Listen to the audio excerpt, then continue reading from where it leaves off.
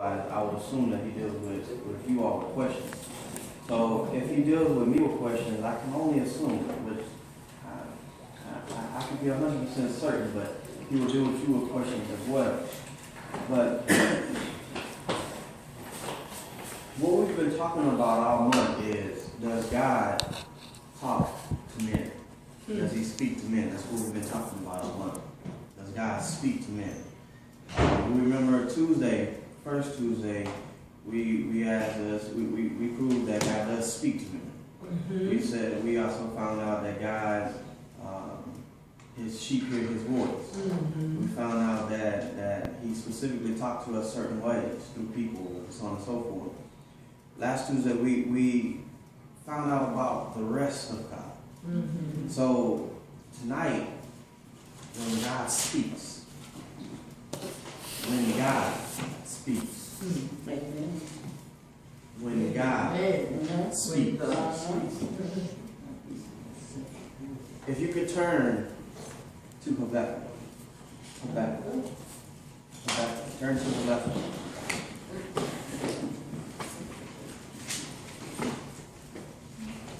When you get in Habakkuk, who has Habakkuk 2? Whoever get that first, say amen. Habakkuk 2.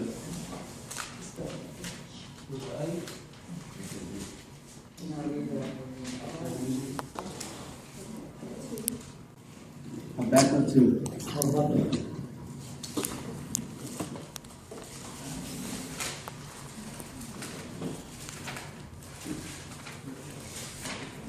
Do you have it? Habakkuk 2. I have it. You have Habakkuk 2? Mm-hmm. You have Habakkuk 2. Okay. Can you read for us Habakkuk 2, 1 through 4? Habakkuk 2, 1 through 4. And mine may read a little bit different. What translation do you have? God's Word. God's Word. Okay. Habakkuk 2, 1 through 4. Okay. I will stand at my guard post. I will station myself on the wall.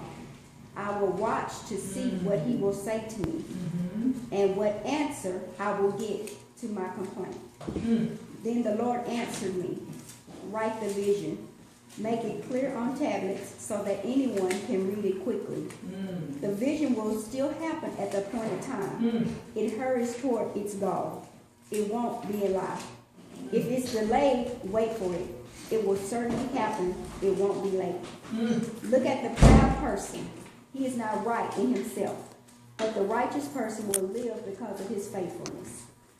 Do anyone have the message? I have it. The message. What's God going to say to my questions? I'm braced for the worst. I'll climb to the lookout tower and scan the horizon. I'll wait to see what God says, how he'll answer my complaint. Full of self but soul empty. And then God answered, write this, write what you see, write it out in big block letters, so that it can be read on the run. This vision message is a witness pointing to what's coming. It aches for the coming. It can hardly wait, and it doesn't lie. If it seems slow in coming, wait. It's on its way. It will come right on time. Look at that man, bloated by self-importance, full of himself but soul empty. But the person in right standing before God, through loyal and steady believing, is fully alive, really alive. Do anyone have the Amplified? Yes. Read the Amplified.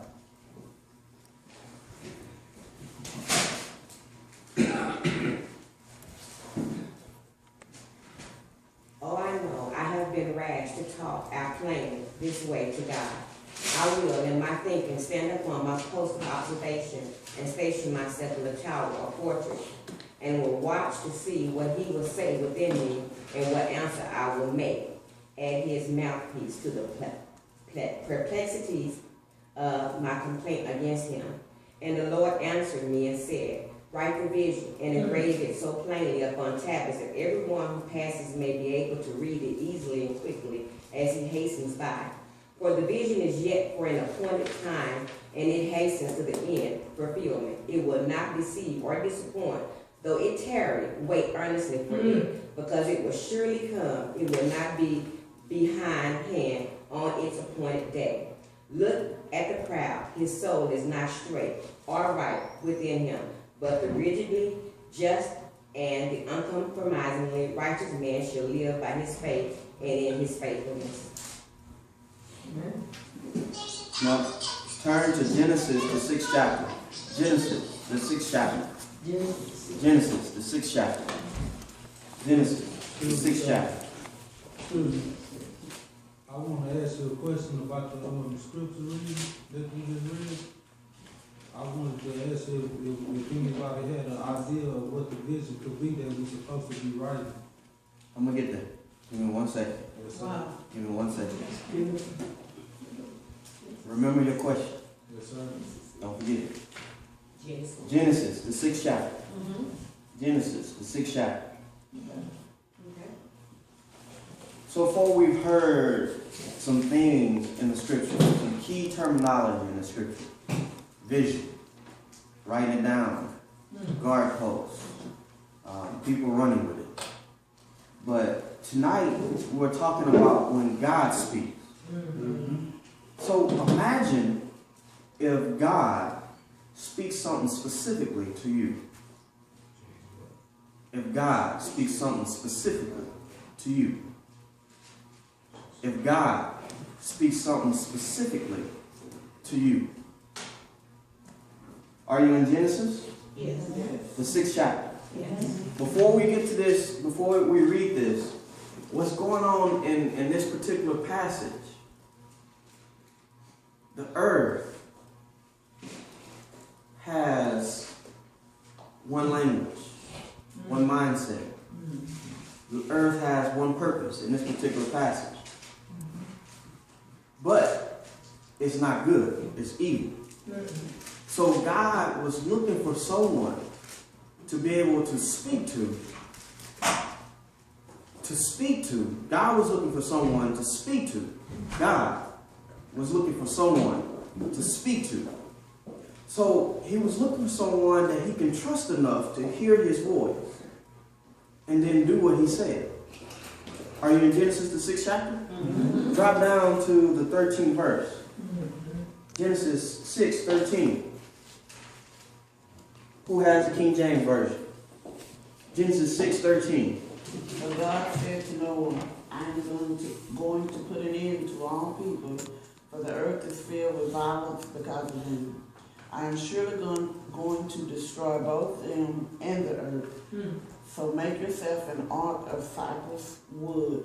Make rooms in it and coat it with pitch inside and out. This is how you are to build it. Continue on. The ark is to be 450 feet long, 75 feet wide, and 45 feet high. Make a roof for it and finish the ark to within 18 inches of the top. Put a door in the side of the ark and make lower, middle, and upper decks.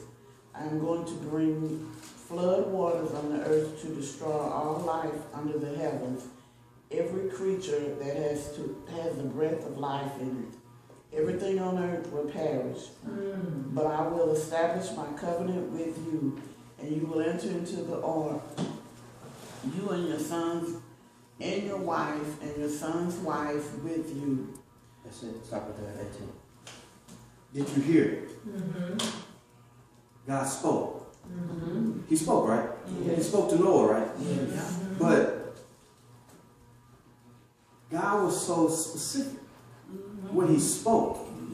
He dotted his I's. He crossed his T's. He gave instructions. Then he said why he was given instructions. Right? So God, when God speaks, there was no room to question. Because God said specifically what he wanted done, how he wanted it done, and when he wanted it done. God also said how to do it. Right? That's what we've seen, right? So now, Genesis. Go to the 7th chapter. Genesis, the 7th chapter. Genesis, the 7th chapter. Genesis, the 7th chapter. Genesis, the 7th chapter. The 7th chapter. The next chapter, right after 6. Verse 4. Who has... Mom, you have the message, right? I have all of them. Okay, go to the message. Verse 4. You in verse 4? Hold on, let me go back to Genesis. Genesis, 7th chapter. Verse 4. Read verse 4 through verse 9. Genesis, the 7th chapter, verse 4 through verse 9. It might be all bunched together. yeah, you know how they do. So when it starts from 2 to 4. Go ahead. Take on board with you 7 pairs of every clean animal, a male and a female, 1 pair of every unclean animal, a male and a female, and 7 pairs of every kind of bird, a male and a female, to ensure their survival on earth. In just 7 days, I will dump rain on earth for 40 days and 40 nights. I made a clean sweep of everything that I've made. Nor did everything God commanded him. Did you say through what? Through 9. Probably go to 10 with that. Yes, it So does. go ahead. Noah was 600 years old when the flood waters covered the earth. Noah and his wife and sons and their wives boarded the ship to escape the flood. Clean and unclean animals, birds and all the crawling creatures came in pairs to Noah and to the ship, male and female, just as God had commanded Noah. In 7 days the flood waters came. So did you see that? Now, this is what God told me, and I kind of laughed a little bit. When we think about Noah and the ark, we think about how many animals went on the ark. 2 by 2, right? So we only think that 2 animals went, a male and a female. How many animals did he say go? 7. Why 7? Why 7? Completion. But not only because of completion, but he also said, take the good and the bad. So he also said, take every type of animal. But we look in verse 6, he said he was going to destroy everything. But then in verse 7, he said, take some animals with you. When God speaks, he's so specific about what he speaks. But not only does God have a heart of compassion, he sometimes finds a way to be able to find a person or a group of people to speak to that not only will have the good with them, but will find the bad so that the bad will be converted to good. Amen. So, if we're thinking how God is speaking, and he has spoke to us about particular things, the things that God has spoke to you up until this point, how has he established his covenant with you for men to be able to see his glory? When God spoke to you specifically, how has he established his covenant with you for men to see his glory? Today, we have to really find out when God speaks, it's not about you.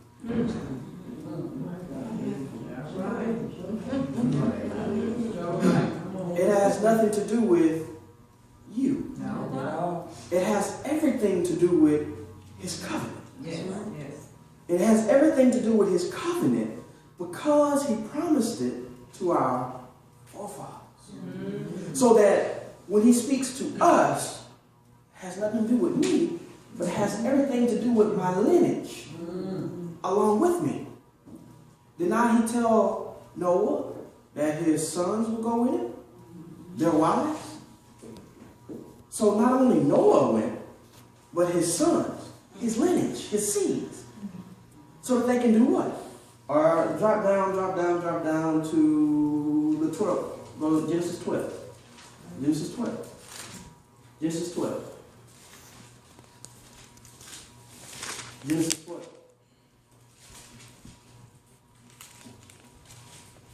When God speaks to us, it's so specific.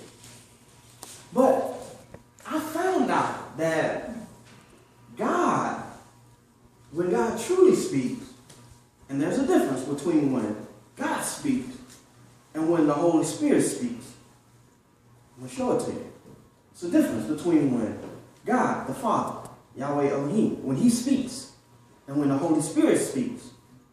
Who is the Holy Spirit? He's your comforter. Mm-hmm. He's a teacher of truth. Yeah. Right? So when the Holy Spirit speaks, He's going to speak about Jesus, how much Jesus loves you, but how you can worship Jesus, right? So if the Holy Spirit speaks to you at a specific moment, at a specific time, it's going to be so you can position yourself to be blessed, right? But when God speaks to you, it's not longer about you, but it's about you positioning yourself to be obedient to what God is saying so that your lineage will be able to be blessed. When the Holy Spirit speaks, it's specifically about you. When God speaks, it's about your lineage. It's about your lineage. Now, we understand that God is so much of a master architect when He draws out His blueprints that He always specifically needs a willing person that's going to love Him unconditionally. Right? He needs a person that's going to be so sold out to Him so that no matter what He tells you to do, like Mom said, if He tells you to jump in front of that Greyhound bus, you're going to have enough faith to jump in front of that Greyhound bus, but you're going to have enough trust in God that He's not going to allow anything to hurt you. Right. So that means that you have to have such a relationship with Him so that when He speaks, you know it is His voice and it's not some other voice telling you. So you have to have a relationship with Him, spend time with Him, so that you know when He tells you to A, that B comes right after. That's why I love Abraham. Because see, if you know about Abraham, take that back. If you know about Abram, Abram, before he was changed to Abraham, he was a pagan. He worshipped many gods. But his whole family understood one thing, that there was a higher power that we needed to connect to so that we could truly be positioned to be blessed. 1 second. Right? So, since Abram knew how to worship a God, he knew that he needed to be connected to a God so that his lineage would be blessed. Abram understood that whatever he saw, that man could not create, that something had to create it. So Abram wanted to be able to connect to what created everything he's seen. Setting up, are you in the 12th chapter? You're in the 12th chapter? If you have a pen, write down all your questions. If you have a pen, write down your questions. If you have a pen, somebody give him a pen so you can write down his questions. And you're in the 12th chapter. Once you're in the 12th chapter, read in the King James Version 1 through 3.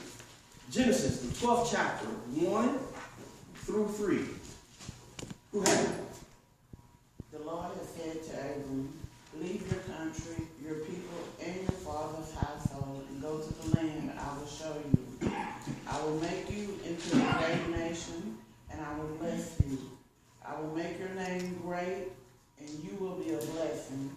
I will bless those who bless you, and whoever curses you, I will curse. And all the people on earth will be blessed through you. Noah found favor in God's eye because God was getting ready to destroy the whole world. And there was going to be no more creation on the earth. His lineage was blessed.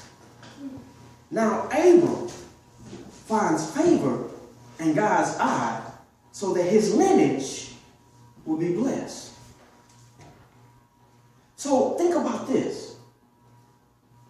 What covenant are you under? What covenant are you under? That's a specific question for you to answer. What covenant are you under? Are you answering the question or are you asking the question? I'm answering the question. What is it? I feel like don't nobody know what covenant they under because it's you know how Noah took seven different types of animals, good and bad. So I feel like it's only one God, but I feel like it's those areas of the world, you know. So I feel like the no one actually Knows what covenant you're under. no one actually knows. You're under the new covenant through who? Jesus Christ. So what covenant are you under? The new covenant. Through who? Jesus Christ. Why did you question that? What covenant are you under? Through who? Jesus Christ. So if you're under the new covenant with Jesus, hold on. If you're under the new covenant with Jesus, why did you question it? Do you see how easy it is? I questioned it because don't everybody don't do what Jesus say do. True. Do you see how easy it is to be able to be misled? Yes. So do you see the relevance to be able to know God's voice? Yes. Yeah. Do you see the relevance to be able to know God's voice? There are many voices. And a whole lot of voices sound like the Holy Spirit. Because if you understand what witchcraft is, it's a little bit of truth, a whole lot of lies. So that means that we must do, as Mom said, be a good steward and study to show ourselves approved. I should not be able to stand up here and confuse you. No one should be able to stand up here and confuse you because you know that you know that you know what this says. But if you don't know what this says, how can you truly say you're living, you're hearing, and you are a follower of Christ? Yes. How?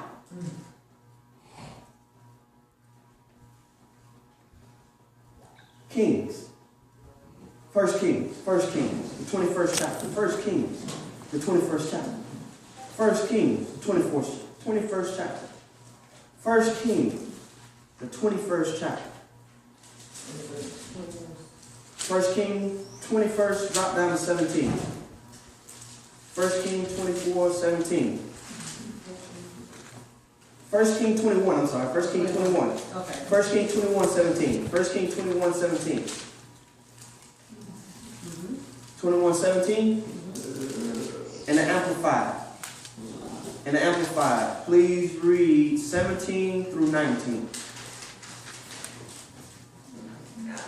And the Amplified. 17 through 19. And he stretched himself upon the child 3 times and cried to the Lord and said, O Lord my God, I pray you, let this child's soul come back into him. And the Lord heard the voice of Elijah, and the soul of the child came into him again, and he revived. And Elijah took the child and brought him down out of the chamber into the lower part of the house and gave him to his mother. And Elijah said, See, your son is alive. And the woman said to Elijah, By this I know that you are a man of God, and that the word of the Lord in your mouth is true. When God showed me this, he said, so many people say that they're my servants, but they have no proof that they're my servants. They have no proof. When you have a relationship with Jesus Christ of Nazareth, and you understand that Jesus is Lord, and you understand his word is meant for your good, to work on your behalf, and you know how to speak his word, and you cry unto God, God must specifically do specific things for you. Not because of how much you cry, Yes. not because of how tight the situation is, Yes. not because of what you have done up until that point. He has to do specific things according to his word. Specific things according to his word. So when you speak to God, the only thing that God truly hears is his word. Yes. Yes. That's it. So when God speaks to you, then the only thing that you can speak back to God is his word. This word, yeah. So if God has spoken to you to do a specific thing, and you believe with all your heart, all your mind, all your soul, that God has spoken to you to do a specific thing, but you cannot find what I've showed to you so far, either it's specifically for you to get out of a situation, or specifically for you to establish God's covenant for your lineage, then I would question what I heard. Why would I question what I've heard? I will question what I've heard because when you position yourself to do that particular thing, there's an expectancy to happen. There's an expectancy to happen. When Jesus tells you to do something, he expects something from you. When these spirits tell you to do something, they expect something from you. I'll ask you a question. Write your questions down, and I'll get to them at the end of the service. Follow the instructions. When these spirits speak, they expect something from you. In Matthew it says, my sheep hear my voice, and another voice they shall not follow. It also says that my sheep cannot be plucked out of my hand. So if it says that my sheep hear my voice, and you're in tune to God, and you're specifically in tune to his word, then you would know the difference of when God is speaking to you or something else. Can you see that? Can you see it? So if you can see that, God specifically asked me 4 questions. How do I know it is God speaking? How do I know it is God speaking? How do I know it is God speaking? The second question he asked, what do I do once I've heard the word of the Lord? What do I do once I've heard the word of the Lord? What must I do once I've heard the word of the Lord? Third question he asked was, how do I fulfill the word of the Lord? How do I fulfill the word of the Lord? How do I fulfill the word of the Lord? The last question was, how do I stay focused on doing what God said? How do I stay focused on doing what God said? When we were in Habakkuk, back to Habakkuk, we're going to look at some specific things in Habakkuk, because Habakkuk is an outline of being able to not only, when God speaks to you, of what to do when God speaks. Because see, we looked at when Noah was building the ark, it took him over 100 and something years to build that ark. It took him over 100 and something years. Now remember, in that time that it never rained before. Because when Noah was building his ark, the people was thinking that he was a crazy man. Because he was building this big boat that no one knew what it was. Right. But Noah was sold out that God spoke to him. So he continuously to build upon his ark. He continuously to do what he had said. Abel, he sought out all these many gods. He searched. But he finally found the unknown God. And when he found the unknown God spoke to him. Because when the unknown God spoke to him, the unknown God told him that I'm going to establish the whole earth through your bloodline. But when you actually do your homework and you look who Abram is, you can also tie Abram to Noah. You can also tie Noah to Adam.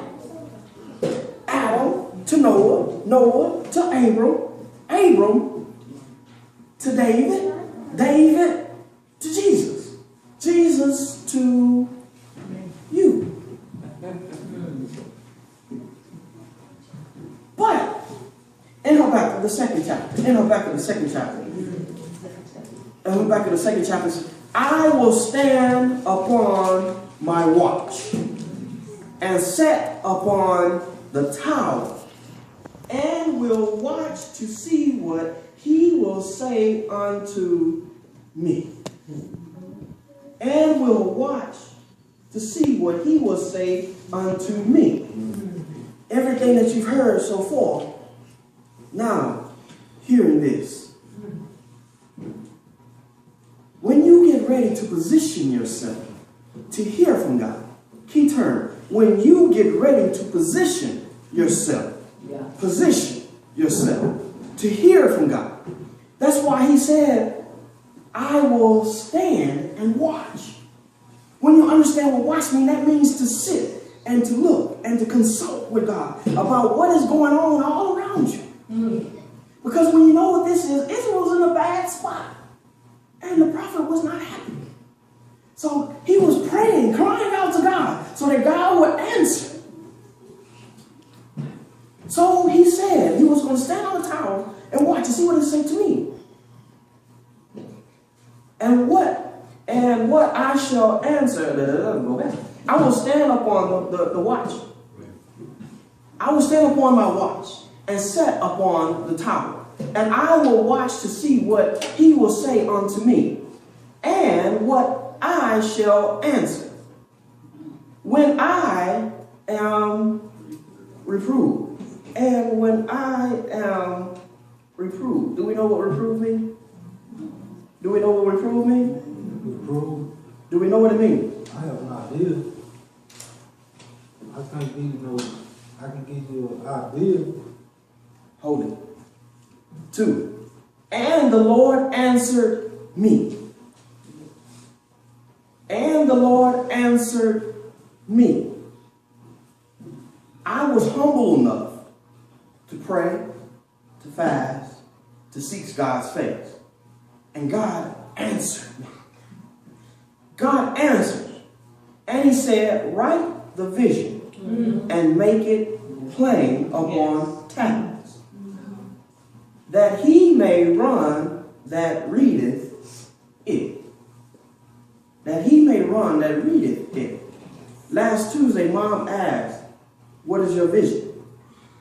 What is your purpose? Mom asked. But then she also asked, have you